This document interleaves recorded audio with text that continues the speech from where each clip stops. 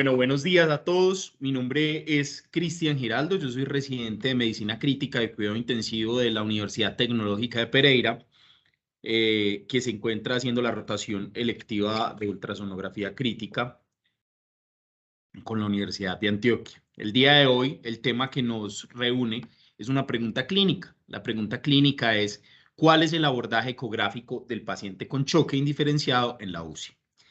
El asesor para este tema fue el doctor Diego Patiño. Entonces, la agenda que les propongo para el día de hoy: vamos a hablar algo de introducción, vamos a hablar sobre los protocolos ultrasonográficos, algunos de ellos obviamente por el tema del tiempo. Vamos a hablar algo de la evidencia y vamos a sacar algunas conclusiones al respecto. Entonces, el choque pues, se define como un estado de hipoxia celular y tisular debido a la reducción del suministro de oxígeno, al aumento del consumo de oxígeno, a la utilización inadecuada del oxígeno o a una combinación de estos procesos.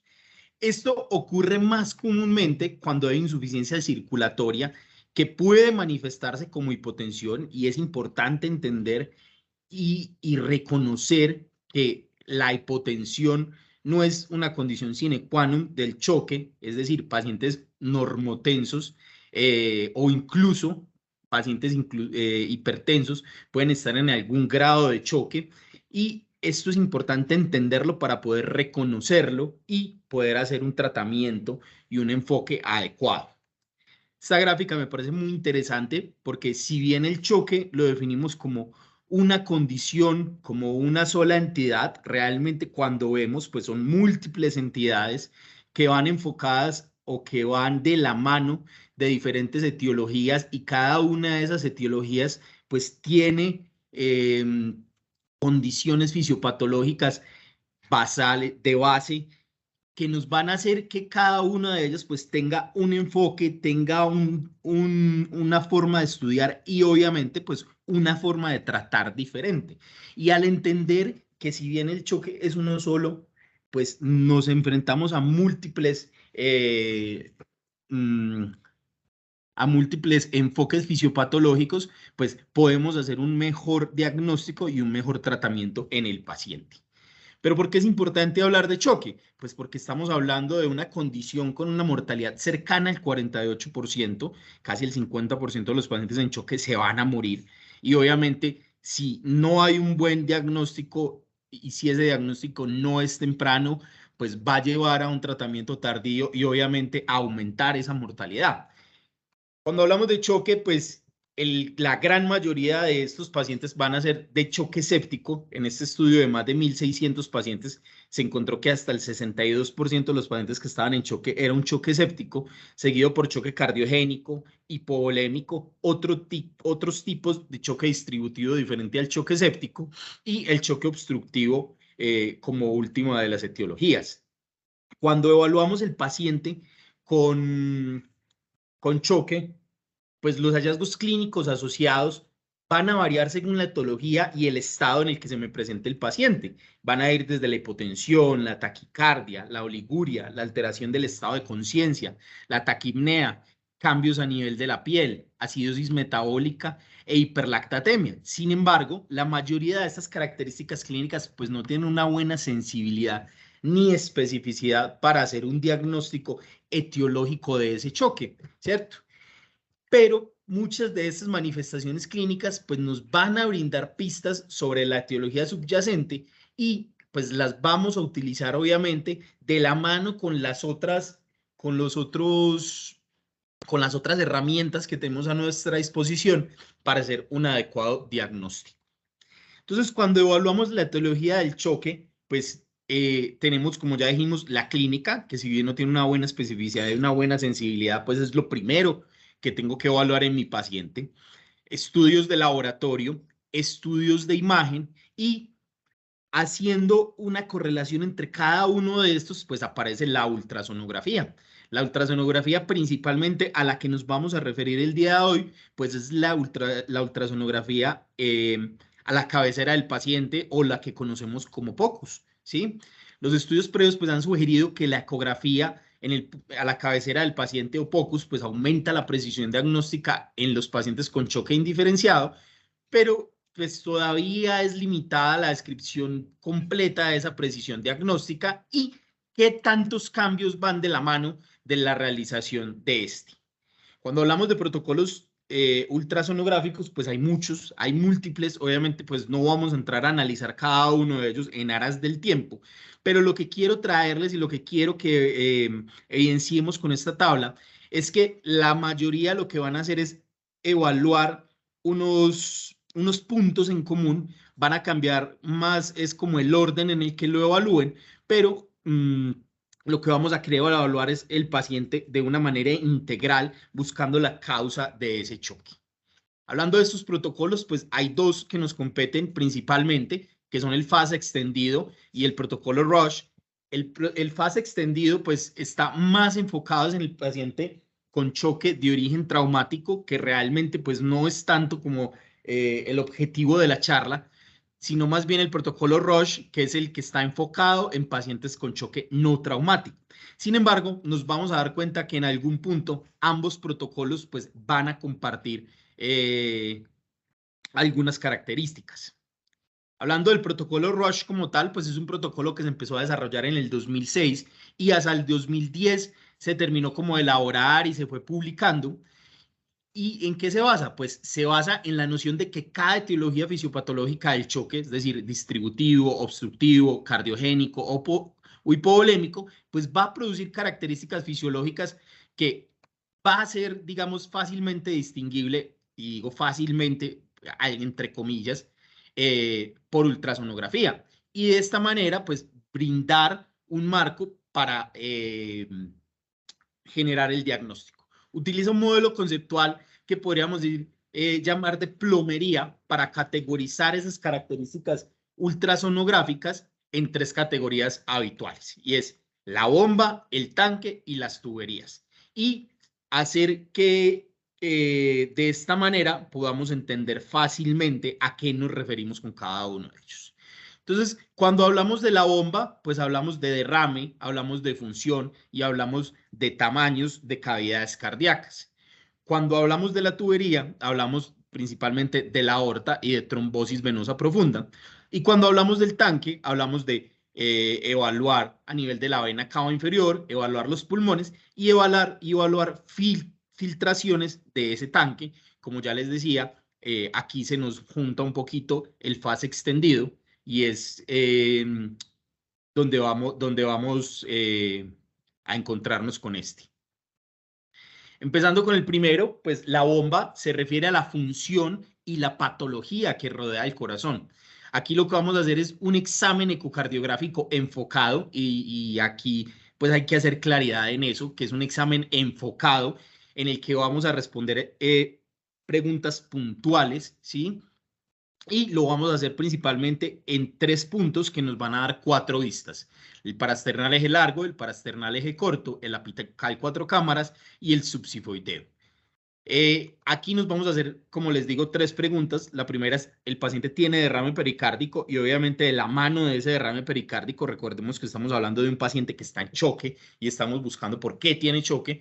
Ese derrame pericárdico me está llevando a un taponamiento cardíaco. ¿Cómo está la contractilidad del ventrículo izquierdo?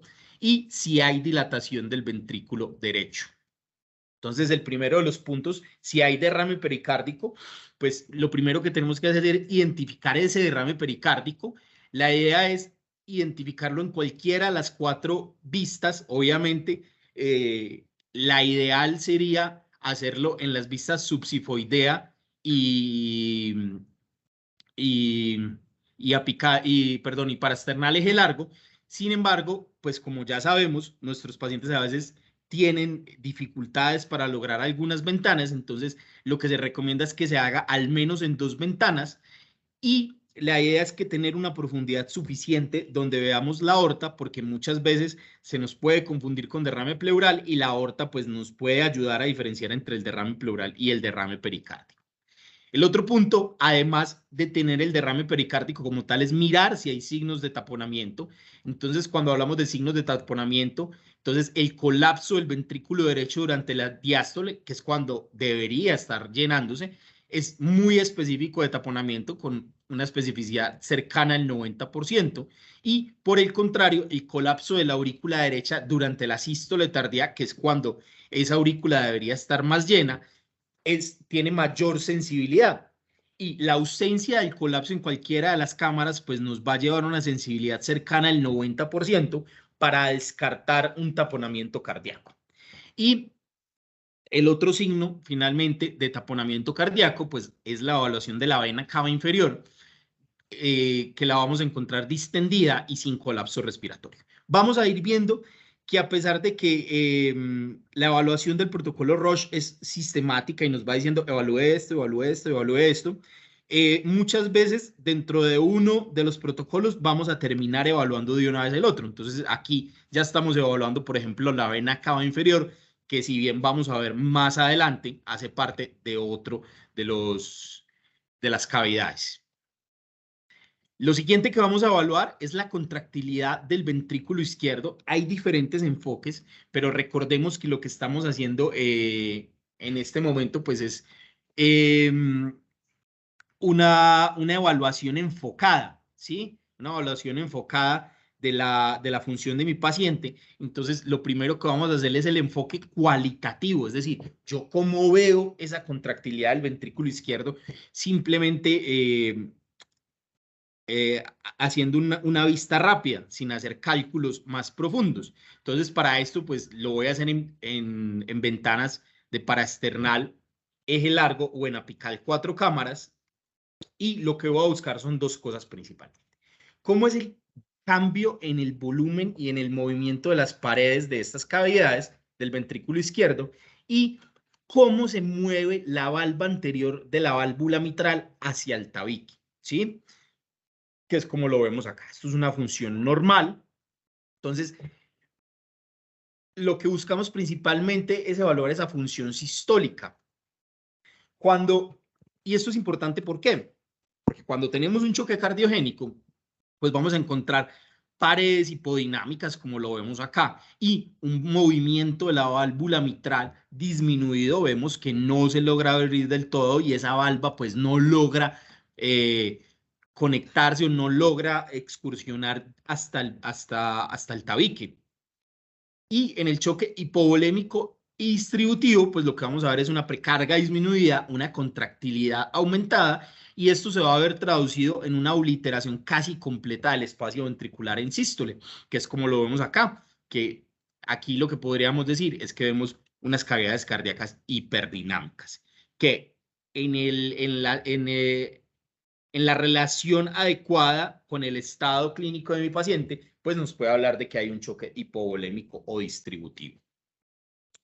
Entonces, a pesar de que esta es la evaluación subjetiva o cualitativa, pues hay otras mediciones pues mucho más profundas, mucho más completas que pues dependiendo de si la condición de mi paciente lo permite y si lo puedo realizar, pues me va a dar mucha más información y me va a dar mucho más idea de esa función del ventrículo izquierdo, como son la fracción de acortamiento, el Simpson biplano, la integral de velocidad-tiempo y la excursión de la válvula mitral.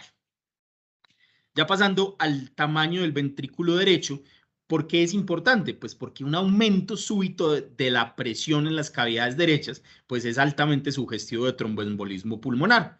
Para evaluarlo, pues vamos a buscar la vista de apical 4 cámaras y vamos a buscar lo primero, esa relación entre el ventrículo izquierdo y el ventrículo derecho que sea mayor de 1 en diástole. Esto me va a indicar aumento del tamaño de ese ventrículo derecho y además aplanamiento o desviación del septum del ventrículo izquierdo. Estos dos signos pues me van a hablar de aumento de ese tamaño del ventrículo derecho y de que puede que mi paciente lo que tenga la etiología del choque sea de origen obstructivo. Si bien estos dos signos se describen en el protocolo Roche, pues hay otros signos que se han venido escribiendo con el tiempo y de hecho la Sociedad Europea de Cardiologías pues nos describe estos 8 signos que tenemos que buscar para cuando sospechamos tromboembolismo pulmonar. El primero, pues obviamente un ventrículo derecho aumentado, una relación ventrículo izquierdo-ventrículo derecho mayor de 1, con un signo de McConnell, el signo de McConnell que es hipoquinesia o aquinesia de la pared libre del ventrículo, con una movilidad normal o hiperdinamica del ápex, como lo vemos acá. Aplanamiento de ese septum interventricular generando lo que conocemos como el signo de la D, una vena cava inferior aumentada de tamaño, y vemos nuevamente que aquí aparece la vena cava inferior, un signo del 60-60, un corazón, unas cavidades derechas con un trombo evidente, una excursión de la tricuspida, menor de 16, y una velocidad de pico sistólica del anillo tricuspidio menor de 9,5. Todos estos signos deberían ser signos que busque al momento de evaluar un posible tromboembolismo pulmonar. Ya pasando al tanque, pues se refiere a todo aquello que contiene la volemia de mi paciente. Y aquí pues me tengo que hacer también nuevamente 3 preguntas. Recordemos que aquí lo que estamos haciendo es un estudio enfocado, un estudio en el que me tengo que responder rápidamente preguntas porque tengo un paciente que está en choque, que no sé por qué está en choque y tengo rápidamente que diagnosticar e intervenir. Entonces, el primero es la plenitud del tanque, si hay filtraciones en ese tanque y si hay compromiso del tanque. Para responder la primera pregunta de estos, pues la plenitud del tanque, recordemos que la vena cava inferior pues va a tener unos cambios cíclicos con la respiración, pero esos cambios van a ser diferentes entre el paciente que está respirando espontáneamente y el paciente que está bajo presión positiva del ventilador. Entonces, la presión positiva del ventilador pues va a tener un efecto opuesto al normal, al fisiológico en la vena cava inferior, haciendo que el diámetro máximo de la vena cava se vea durante la inspiración y el diámetro mínimo durante la expiración. Entonces vamos a tener 2 índices diferentes, el índice de distensibilidad para el paciente ventilado, en el que vamos a evaluar los diámetros y vamos a dividirlo sobre el diámetro mínimo, y el índice de colapsabilidad en el paciente que está respirando normal, de manera espontánea, y aquí lo que vamos a evaluar es los diámetros sobre el diámetro máximo. Obviamente, pues esto nos va a dar unos números que van a hablar de respondedor o no respondedor a líquidos, pero en este momento en el que estamos evaluando, lo que queremos evaluar es simplemente si la vena cava está colapsada o está pletórica, porque esto nos va a dar diferentes etiologías del choque.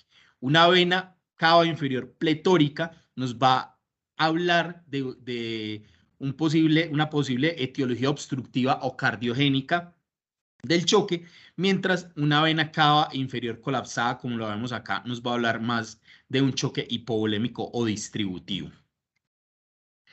Cuanto a las filtraciones del tanque, aquí es donde vamos a hacer una relación con el protocolo de FAST extendido y vamos a buscar algunas de las ventanas que evalúa también el FAST y vamos a evaluar diferentes cosas. Entonces, si hay pérdida de sangre, entonces probablemente el paciente en trauma, si tiene un sangrado oculto en cavidad, si tiene un choque hipovolémico, vamos a evaluar si hay extravasación de líquido en condición no traumática, entonces paciente, por ejemplo, con ascitis, con derrame pleural, o si hay una acumulación patológica de líquido, como en derrame paraneumónico, abscesos o un ectópico roto.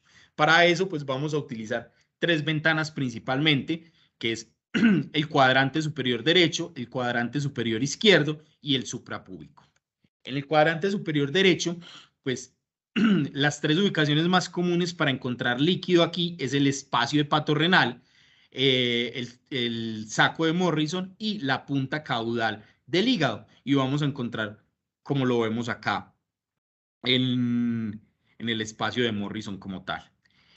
En el cuadrante superior izquierdo, el área más común para encontrar líquido va a ser en el espacio periesplénico. Normalmente entre el vaso y el riñón no vamos a encontrar líquido porque hay un ligamento, que es el ligamento espleno-renal, que va a unir el vaso con el riñón y evita que se acumule ahí líquido a menos de que ese ligamento se rompa. Entonces, normalmente lo que vamos a encontrar el líquido va a ser a nivel del espacio periesplénico. Y a nivel suprapúbico, pues en el hombre vamos a encontrar líquido libre a nivel del espacio recto vesical y a nivel de la mujer en el saco de Douglas. La siguiente pregunta o el siguiente punto que nos tenemos que responder es si hay compromiso del tanque. Entonces, para eso lo que vamos a evaluar es ultrasonográficamente la parte pulmonar. La forma más común en la que la administración rápida de volumen pues, puede causar daño es sobrecargando este compartimiento, lo que va a llevar al paciente a un edema de pulmón, a hipoxia y a empeoramiento de la isquemia cardíaca en un paciente que ya está gravemente enfermo. Entonces, cuando evaluamos el pulmón, pues ya vimos que hay unos puntos específicos, pero diferentes protocolos nos hablan, obviamente, de intentar hacer una evaluación mayor e intentar hacer una evaluación de cada uno de las caras del pulmón para poder intentar llegar a un adecuado diagnóstico y a un adecuado examen de mi paciente. Entonces, podemos buscar líneas B y derrame pleural y aquí, a pesar de que esto hace parte también de otra parte del examen, pues podemos descartar de una vez el neumotórax a tensión. Vamos a empezar esta parte del examen luego de hacer el examen de los cuadrantes derecho e izquierdo, simplemente desplazando el transductor hacia arriba.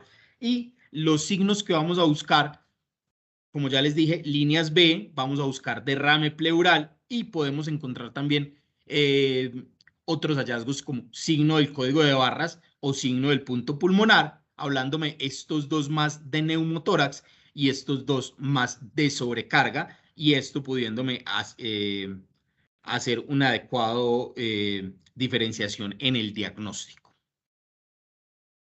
Pasando al último de los compartimientos, el compartimiento de la tubería, pues lo que vamos a buscar es ruptura hablando de aneurisma o de disección aórtica, teniendo en cuenta que la ecografía tiene una sensibilidad y una especificidad bastante buena, cercana al 100%, para encontrar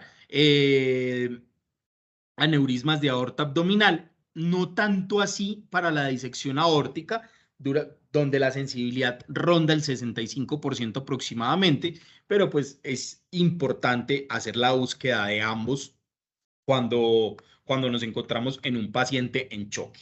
Y lo otro que vamos a buscar a nivel de la tubería, pues va a ser signos de trombosis venosa profunda.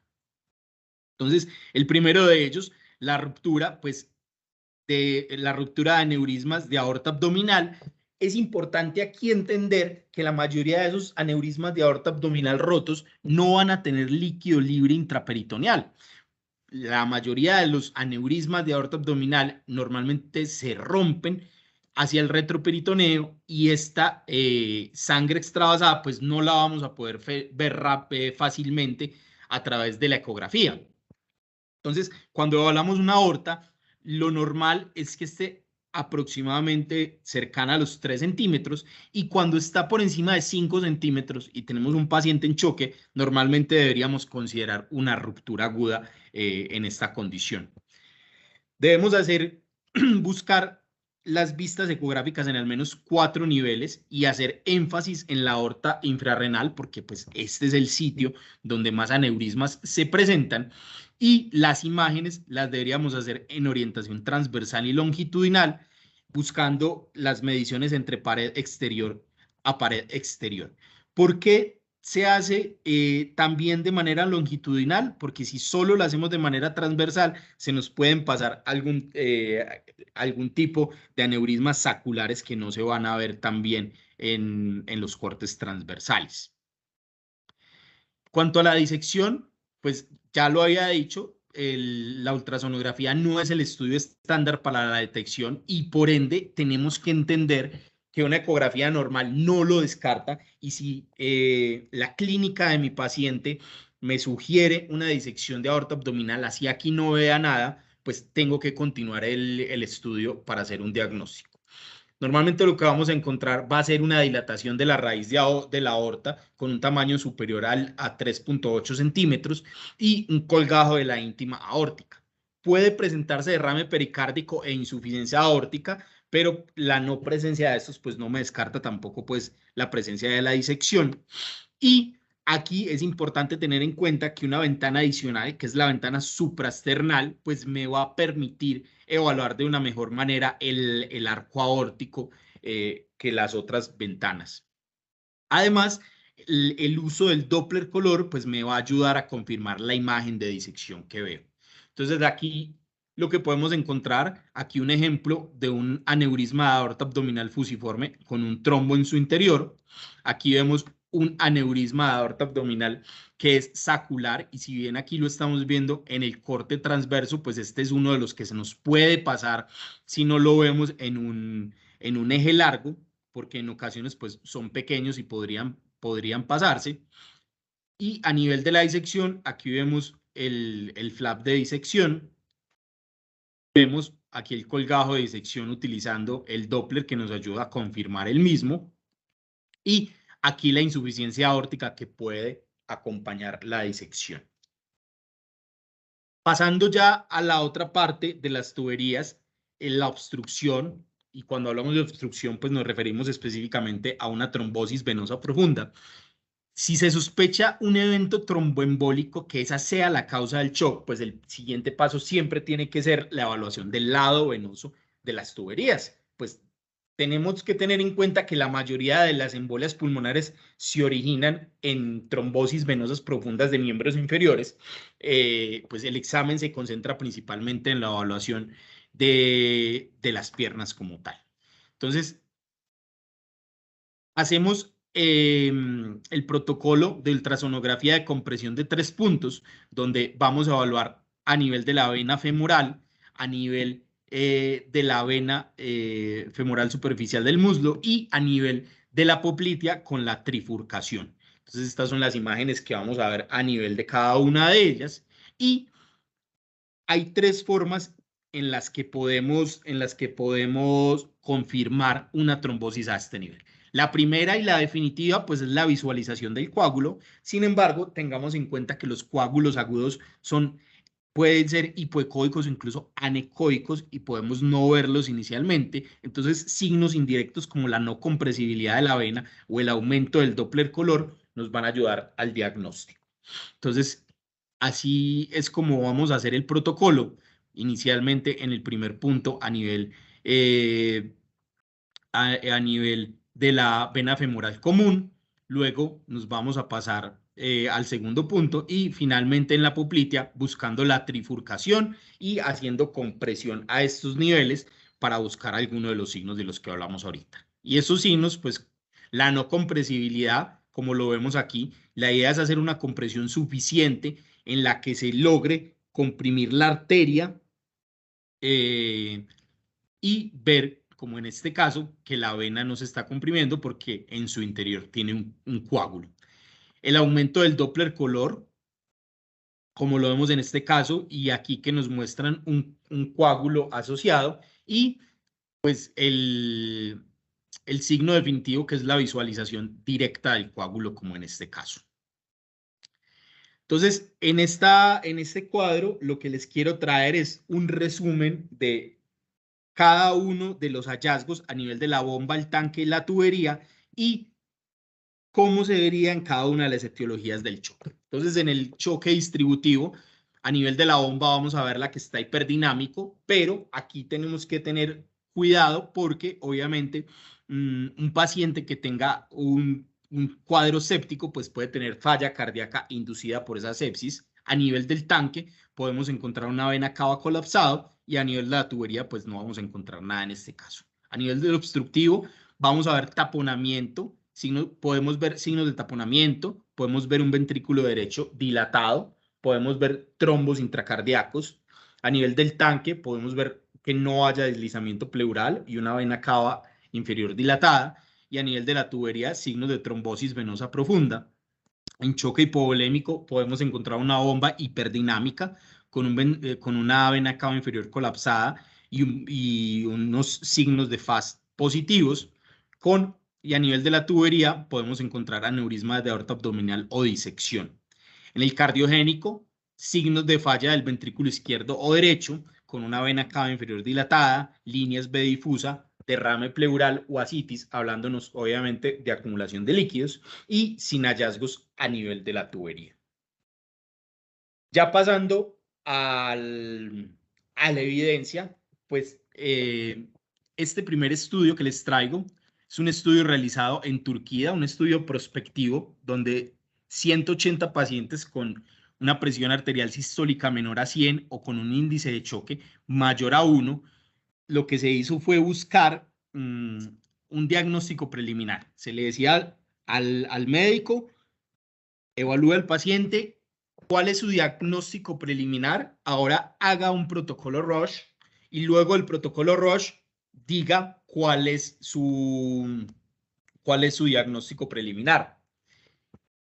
Lo que ellos querían evaluar era si la adición de ese POCUS, de esa ecografía en la cabecera del paciente, cambiaba el diagnóstico inicial o el manejo en pacientes en sala de emergencias con choque con causa desconocida. Entonces, estos fueron los hallazgos ecográficos y estos fueron los cambios a nivel de los diagnósticos posteriores a la realización de la ultrasonografía.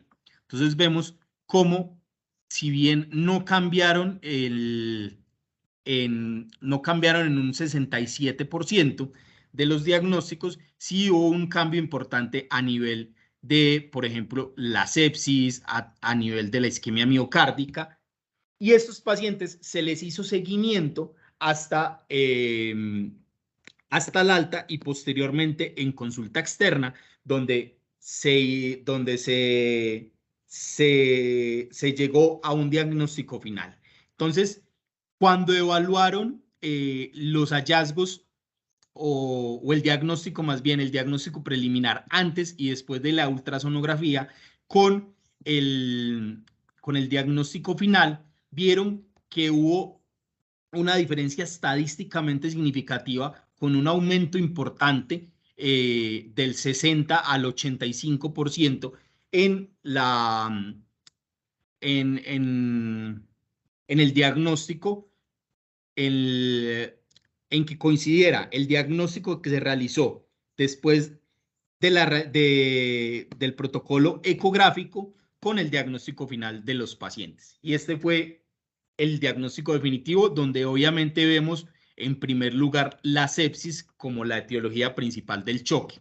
Entonces, para ellos, lo que concluyeron es que definitivamente el utilizar el protocolo ultrasonográfico en la evaluación del paciente con choque indiferenciado, pues aumentó esa capacidad de diagnóstico de los médicos con una P estadísticamente significativa. En este otro estudio, un estudio realizado en China, un estudio prospectivo con 141 pacientes con presión arterial sistólica menor de 100 o índice de choque mayor de 1, hicieron algo similar, pero aquí lo hicieron con otro protocolo, que fue el protocolo ACES, que lo vimos ahorita en la tabla que les mostré, utiliza puntos similares a los del protocolo Roche y se hicieron una pregunta similar. Si la adición de este protocolo, pues nos cambiaba el diagnóstico o el manejo en los pacientes en el servicio de urgencias con choque de causa desconocida. Estos fueron los hallazgos que tuvieron a ese nivel y aquí no solamente evaluaron si cambió el diagnóstico, sino también evaluaron, que es importante, cambios en el tratamiento, cambios en el diagnóstico inicial y si requirió nuevos estudios o si los hallazgos ecográficos motivaron más bien la realización de nuevos estudios. Entonces vemos también qué cambios en el tratamiento tuvieron una P estadísticamente significativa, es decir, hubo cambios en el tratamiento de una manera estadísticamente significativa posterior a la realización del protocolo ultrasonográfico y ellos lo que concluyeron es que la realización de este estudio lo consideraban útil para la evaluación rápida, el diagnóstico temprano y la planificación del tratamiento en pacientes con shock no traumático en el servicio de urgencias. Esto es importante que recordar que estamos hablando del paciente con choque no traumático específicamente. Este otro estudio, un estudio de Estados Unidos, un estudio observacional prospectivo en 118 pacientes con una presión arterial sistólica menor de 90 milímetros de mercurio después de la administración de un litro de cristaloides. También quería evaluar el diagnóstico preliminar antes y después de la realización del POCUS. Aquí hay que aclarar que en el momento de la realización del estudio, pues no tenían protocolos institucionales que incorporaran el estudio de ultrasonido como el Roche o como el ACES, que sí evaluaron los otros estudios, pero evaluaron puntos similares, ¿sí?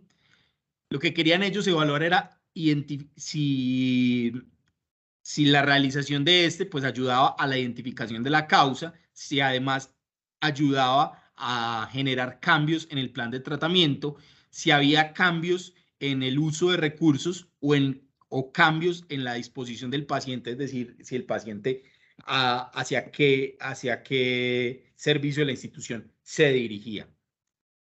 Esos fueron los hallazgos ultrasonográficos y cuando vemos lo primero que ellos evaluaron fue la incertidumbre diagnóstica. Entonces, cuando evaluaban la incertidumbre diagnóstica en cada una de las categorías del shock, vieron que hubo una diferencia estadísticamente significativa antes y después de la realización del ultrasonido. Es decir, en este caso, el ultrasonido sirvió como un apoyo para el médico para apoyarse en el diagnóstico presuntivo que tenía. Y cuando miraron el agregado, pues también hubo una diferencia estadísticamente significativa entre usar y no usar el ultrasonido. En cuanto al cambio en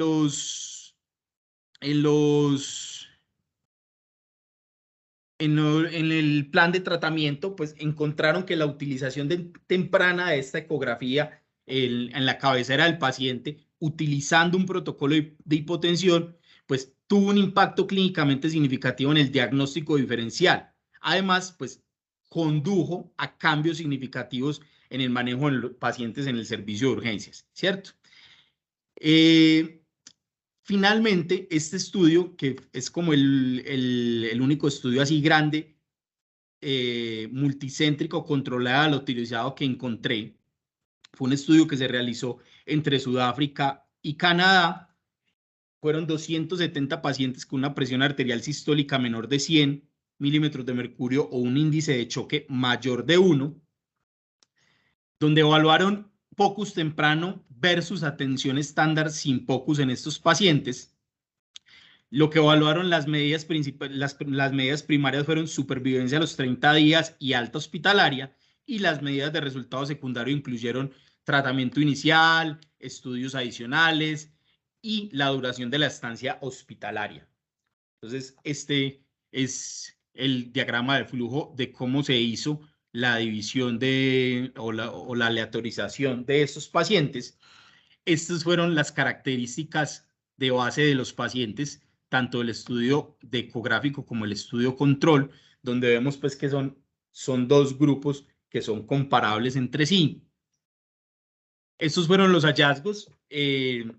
Como vemos, principalmente fueron sepsis, deshidratación severa, es decir, choque hipovolémico, y falla ventricular izquierda, las tres principales causas o las tres principales hallazgos ecográficos.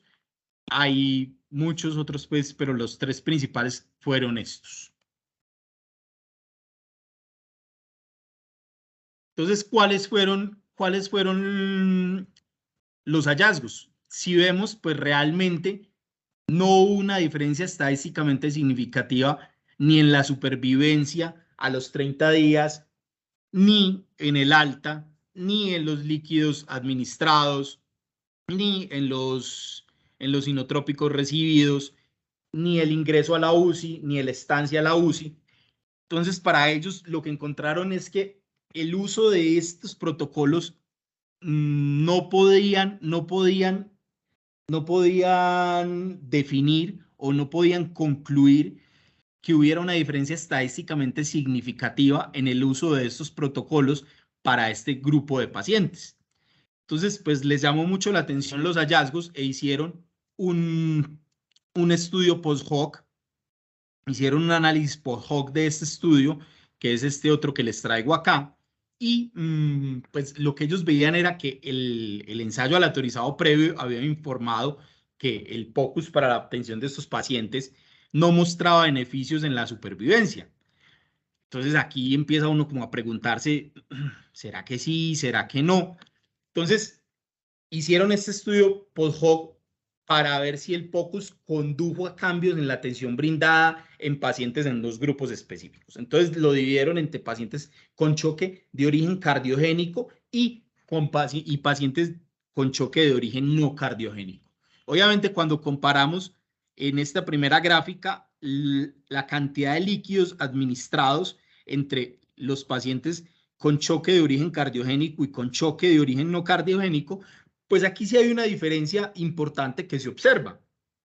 Pero cuando evaluamos dentro de cada uno de los subgrupos, es decir, en el paciente con choque de origen cardiogénico, entre los que se realizó el POCUS y los que no se realizó el POCUS, ahí no hubo una diferencia estadísticamente significativa, al igual que cuando observamos el otro subgrupo de pacientes con choque no cardiogénico seguidos o manejados con y sin POCUS, porque no hubo una diferencia tampoco importante entre ambos. Entre el número de pacientes llevados a procedimientos entre los grupos de choque cardiogénico y no cardiogénico, pues no hubo una diferencia estadísticamente significativa entre realizar y no POCUS, y en el número de pacientes y la cantidad de inotrópico que recibieron entre cada uno de ellos, pues tampoco encontraron diferencias estadísticamente significativas. Entonces, ahí lo empieza uno como a preocupar un poco las conclusiones del estudio y a preguntarse si realmente, entonces, si hay una diferencia, si tiene utilidad. Y, ay, perdón. Y ahí es donde encontramos, buscamos pues algo que nos reúna más estudios, esta revisión sistemática de la literatura, donde donde analizaron 6 estudios que juntaban 852 pacientes que evaluaban donde evaluaban cada uno de estos puntos de los que ya hablamos. Entonces, aquí vemos los estudios y el riesgo de sesgo que tenían esos estudios. Entonces, consideraron que 3 de estos estudios tenían un bajo riesgo de sesgo, mientras que los otros 3 se consideraban con un riesgo moderado a alto en alguno de los dominios. ¿Qué encontraron? Pues no pudieron realizar un metaanálisis, pues porque había una alta heterogeneidad, como ya vimos, entre cada uno de los estudios, pero cuando evaluaron la precisión diagnóstica, vieron que la mayoría de estudios le daba al POCUS mayor valor o mayor capacidad de predicción diagnóstica sobre el enfoque del choque sin la utilización del POCUS, ¿sí? Otros puntos como el cambio del manejo, pues 4 de los 6 estudios informaron cambio en el manejo, pero solo 2 de ellos informaron cambios en el volumen de líquidos y vasopresores con el uso de POCUS. En cuanto a la administración de líquidos, 3 de esos estudios informaron cambios en el líquido después de la realización del estudio ecográfico, y uno de los estudios pues no encontró diferencias estadísticamente significativas. Cuanto al uso de los vasopresores, 3 de ellos informaron que hubo cambios en el uso de vasopresores, 2 de ellos, que fueron los que vimos, pues no encontró diferencias, y uno de ellos describió un aumento en el uso de vasopresores posterior al uso de POCUS. Entonces, en esta revisión sistemática lo que concluyen es que si bien el POCUS mejoró o la utilización de protocolos ultrasonográficos mejoró la precisión diagnóstica, y este es un punto importante, del tipo de shock subyacente en los pacientes con choque indiferenciado, en comparación de cuando se utilizó la clínica sin la ecografía, no hizo ninguna diferencia en la terapia de líquidos, no hizo ninguna diferencia en la cantidad y en el manejo de los vasopresores. Y pues lo que termina concluyendo es que se necesitan más estudios, se necesita generar más ensayos clínicos aleatorizados, pero un punto muy importante que concluye esta revisión sistemática es que cuando miramos los hospitales en los que se realizaron los estudios, pues la mayoría son hospitales de alta complejidad, donde digamos hay muchos más recursos que me pueden ayudar a hacer el enfoque del choque. Entonces, probablemente en entornos de recursos de medianos a bajos ingresos, podría tener un mayor impacto y podría ayudarnos incluso más para el enfoque de este tipo de pacientes. Las conclusiones personales, el POCUS pues, es una herramienta útil para identificar de forma rápida la causa del choque de origen indeterminado. Obviamente tiene sus limitantes, el principal y que siempre conocido, que es operador dependiente, pero otros, pues debe ser dinámico, es decir, yo debo seguir evaluando mi paciente, debo correlacionarlo con hallazgos clínicos y obviamente con hallazgos a nivel de laboratorio e imagenológicos. Vimos que múltiples protocolos comparten características similares, pero es muy importante que hagamos un enfoque organizado para que podamos generar una adecuada interpretación. Esto es muy importante y es que se necesita una formación continua y un entrenamiento del personal, tanto de urgencias como de UCI, para el uso de la ecografía y la adecuada interpretación. Y a pesar de que los estudios han validado su utilidad, se requieren ensayos clínicos adicionales para fortalecer la evidencia. Muchas gracias. Bueno, muy bien, Cristian.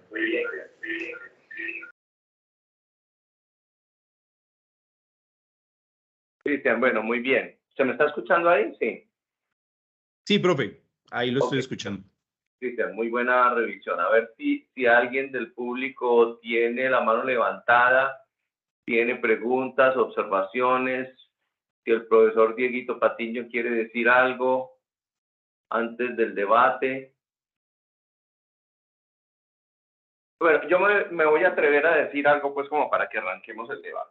En algún momento, creo que fue el año pasado, en alguna reunión, yo dije algo que me preocupaba y hoy, escuchándote y viendo lo que sucede en la práctica, lo vuelvo a decir. A mí me preocupa mucho que se tomen, yo no sé si en todas las instituciones se hace así, que se tomen decisiones terapéuticas, porque obviamente hay una, a ver, como una inclinación febril, y creo que el término da en el punto lo que quiero decir, una inclinación febril de todas las personas en formación, hasta de los muchachos médicos generales que trabajan con nosotros por estar haciendo imágenes. Creo que es una inclinación que va hacia un buen punto. Yo creo que el ultrasonido llegó para quedarse y se deben, digamos que, limar algunas asperezas que ha encontrado en el camino, como toda innovación, como todo método nuevo, innovador de acercarse a los pacientes, pero repito que a mí me da mucho temor que tanto la gente en formación como la gente ya formada y hasta los médicos generales estén tomando decisiones terapéuticas con base en las actividades de ultrasonido que están haciendo, porque eso está en construcción, como acabas de decir, Cristian. Yo insisto en dos cosas. Bueno, primero, el hecho de que al final de una conferencia uno termine diciendo que lo que encontró es que hacen falta más estudios, yo no le veo nada de malo a eso. Por el contrario, me parece que eso abre una luz hacia el futuro para hacer más investigación y hacer más ejercicios de experticia. Esa curva de aprendizaje creo que se toma bastante tiempo hacerlo. Eso es lo primero que yo quisiera decir. Y lo segundo, que voy a insistir también en algo que he dicho, ya te lo dije a Diego en alguna conversación, no es solamente hacer un curso ni virtual ni presencial de ultrasonido para tener un buen diagnóstico y una acertada elección de tratamiento. Es la continuidad, ejercicios continuos, ir a los laboratorios de simulación, estar haciendo ejercicios continuos de tomas de imágenes, de interpretación de esas imágenes. Eso es lo que se necesita, un ejercicio continuo y fuera de eso un entrenamiento formal, metódico, con metas que se alcancen y que finalmente se logren de manera adecuada. Y por último, yo creo que aparte de este ejercicio, porque tiene que ver también con las, digamos que con las dinámicas personales de cada ejecutor, debe hacerse una evaluación de esos ejercicios. Y además, mire, Diego en una conversación hace unos 15 días me decía una cosa que también es absolutamente cierto y hoy coincidiendo con un seminario que estamos haciendo con Antonio y con Gina, hablamos de lo mismo. Para hacer ultrasonido, uno tiene que saber la fisiología. Estoy hablando del cardíaco. Yo no sé si Diego y los demás que están ahí, de pronto Andrés Palacio me pueden colaborar con eso. Pero para hacer ultrasonido cardiológico, tiene que saberse la fisiología cardíaca al dedillo. Tiene que saber fundamentos de fisiología cardiovascular de manera muy robusta, muy bien hecha para poder interpretar el ultrasonido. Quisiera que Diego nos diera su opinión, por favor. ¿Está conectado? ¿No está escuchando? El profesor Andrés Palacio quiere decir algo, que Andrés también es muy afín a lo del ultrasonido. ¿Quieres decir algo, Andrés, por favor? Colaborarnos con tu opinión. Sí, profe, pues voy a hablar así como cortico porque tengo una reunión ahorita a las 8. Sí, pero estoy completamente de acuerdo con usted, profe. Para uno interpretar lo que uno está observando en la imagen tiene que tener un conocimiento profundo, no tanto además de la fisiología, lo que se ve normalmente en estados patológicos, ¿cierto? No es lo mismo lo que uno va a encontrar, por ejemplo, en un corazón de un paciente sano a un paciente que, digamos, tiene un cor pulmonale, por ejemplo, ¿cierto? Un paciente que es hipocoso y que tiene un cor pulmonale, pues tiene uno que entrar a interpretar lo que está observando ahí en el contexto de ese paciente, ¿cierto? Entonces es muy importante de la mano, pues, a lo que uno está viendo, de la mano con los antecedentes del paciente, con lo que uno conozca de los cambios que se generan normalmente en esos estados patológicos y de la clínica del paciente. Yo creo que no podemos caer a solamente, como caballo cochero, pues ver solamente la pantalla del ecógrafo sin interpretarlo en el contexto del paciente y la clínica del paciente. No nos podemos olvidar de los hallazgos, pues de explorar al paciente clínicamente, porque con toda seguridad vamos a cometer muchos errores. Pero completamente de acuerdo con usted, profesor. Bueno, muchas gracias, Andrés. Diego, ¿alguno de ustedes quieren decir alguna cosa, muchachos, los pelos que están conectados? Profe, sí, señor. Sí, profe, no, completamente de acuerdo, profe, con la locución suya, profe, y la del profe Palacio.